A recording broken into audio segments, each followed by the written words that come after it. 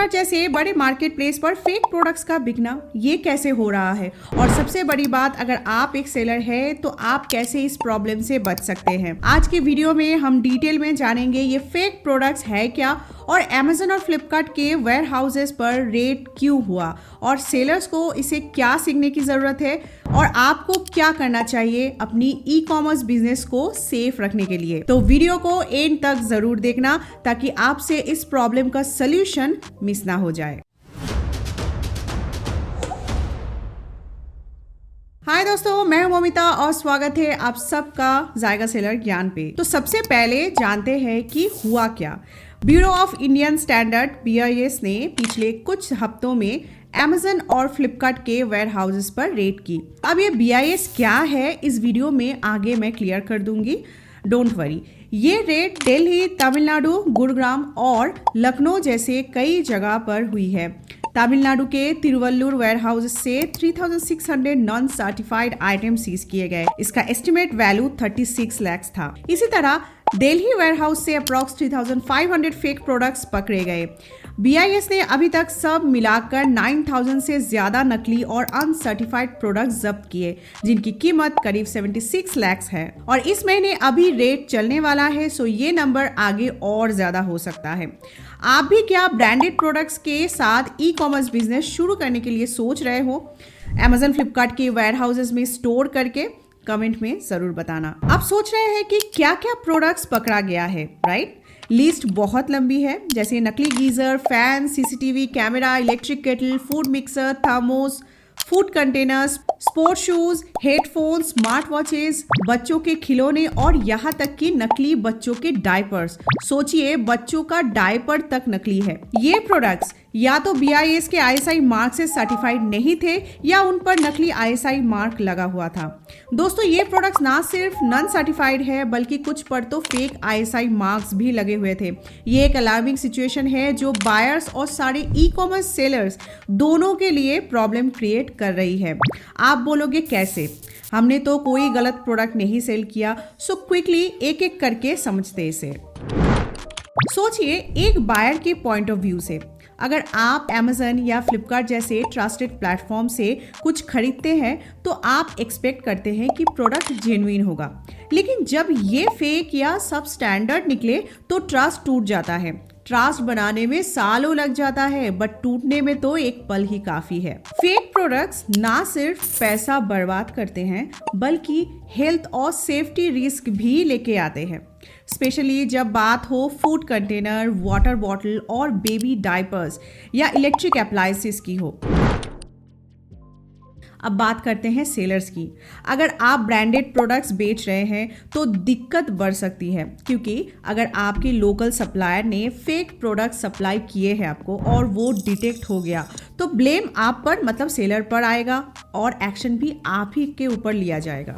BIS के regulation का उल्लंघन करने पर भारी जुर्माना लग सकता है या जेल भी हो सकती है। Amazon और फ्लिपकार्ट जैसे प्लेटफॉर्म्स ऐसे सेलर्स को बैन कर देते हैं और सेलर अकाउंट सस्पेंड हो जाता है। साथ में GST कैंसिल होने का भी रिस्क होता है। और इनडायरेक्ट इम्पैक्ट, दूसरे सेलर्स जो ईमानदारी से जेन्युइन प्रोडक्ट और बेस्ट वैल्यू डिलीवर कर रहे हैं या जिस प्रोडक्ट पर BIS एप्लीकेबल नहीं होता, कस्टमर उन पर भी डाउट करते हैं। आफ्टर ऑल, आप तो Amazon और फ्लिपकार्ट पर ही सेल कर रहे हो। What is BIS and ISI mark? अब क्विकली समझ लेते हैं कि BIS और ISI मार्क क्या है। BIS यानी bureau of Indian standards Bharat का राष्ट्रीय मानक संगठन है जो ये सुनिश्चित करता है कि हर प्रोडक्ट क्वालिटी स्टैंडर्ड्स को पूरा करे। ISI मार्क एक ऐसा सर्टिफिकेशन होता है जो बताता है कि प्रोडक्ट BIS के द्वारा लैब टेस्ट किया गया है और सुरक्षित है। अगर कोई प्रोडक्ट ISI मार्क के बिना बिकता है तो वो गैर कानूनी माना जाता है। ऐसे प्रोडक्ट्स कस्टमर्स की सेहत और सुरक्षा को नुकसान पहुंचा सकता है। आप सोच रहे हैं कि मेरा प्रोडक्ट BIS के अंडर आता है या नहीं? सो डोंट वरी, डिस्क्रिप्शन में BIS के ऑफिशियल वेबसाइट लिंक मैं दे रही हूँ जहां से आप लिस्ट ऑफ प्रोडक्ट्स चेक कर सकते हैं। अगर आपको ये वीडियो हेल्पफुल लग रहा है तो लाइक जरूर करें और अपने सेलर फ्रेंड्स के साथ शेयर करें ताकि सब लोग अवेयर हो सके। अब सवाल आता है कि सेलर्स इस प्रॉब्लम से कैसे बच सकते हैं। यहाँ कुछ जरूरी टिप्स है। ब्रांडेड प्रोडक्ट्स को अवॉइड करें। बड़े ब्रांडेड प्रोडक्ट्स बेचने से आप बचे, मगर क्यों? बड़े ब्रांड की प्रोडक्ट्स आपको डायरेक्टली ब्रांड से तो मिलेगा नहीं, आपको मिडिलमैन डिस्ट्रीब्यूटर से लेना होगा और यही पर गेम होता है।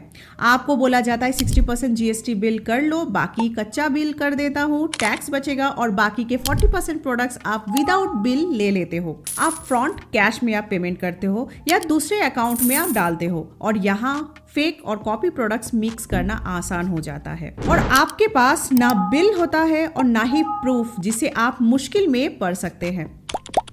प्राइवेट लेवल या अपनी ब्रांड की प्रोडक्ट सेल करना ज्यादा सेफ होता है क्योंकि उसमें क्वालिटी कंट्रोल आपके ही हाथ में होता है और अगर कम बजट है देन जेनरिक प्रोडक्ट को अपनी ब्रांड नेम पर ब्रांड अप्रूवल लेके सेलिंग आप करें। अगर आपको ब्रांडेड प्रोडक्ट्स ही सेल करना है देन हमेशा ऐसी प्रोडक्ट्स को प्रोक्योर करें जो ISI मार्क से सर्टिफाइड हो। ऑनलाइन वेरीफाई आप कर सकते हो। डिस्ट्रीब्यूटर को वेरीफाई करो, अपने लोकल डिस्ट्रीब्यूटर की पूरी जांच आप करो ताकि आपको जेन्युइन सामान मिले और कुछ भी हो जाए जीएसटी बिल जरूर आप ले लेना पूरे ऑर्डर का। आप जो भी अमाउंट जीएसटी के लिए एक्स्ट्रा पे करोगे सप्लायर को वो आपको इनपुट क्रेडिट में वापस मिल जाता है। So don't worry for GST bill. अपने स्टॉक का आप नियमित रूप से क्वालिटी चेक करो, हर न्यू लॉट को वेरीफाई करो। BIS और अदर्स रेगुलेटरी बॉडीज के रेगुलेशन का पालन करें ताकि आपका बिजनेस सुरक्षित रहे। अगर आप एक सेलर है तो अपने बिजनेस को सेफ रखना अभी सबसे ज्यादा जरूरी हो गया है। अपनी सोर्सिंग प्रैक्टिसेस को इम्प्रूव करें और ब्रांडेड प्रोडक्ट्स बेचने से पहले उनकी ऑथेंटिसिटी ज़रूर वेरीफाई करें। अगर आप जानना चाहते हैं कि अमेज़न पर ऑर्डर्स कैसे बढ़ाएं तो मेरी ये वाली वीडियो ज़रूर देखें, how to grow orders on Amazon.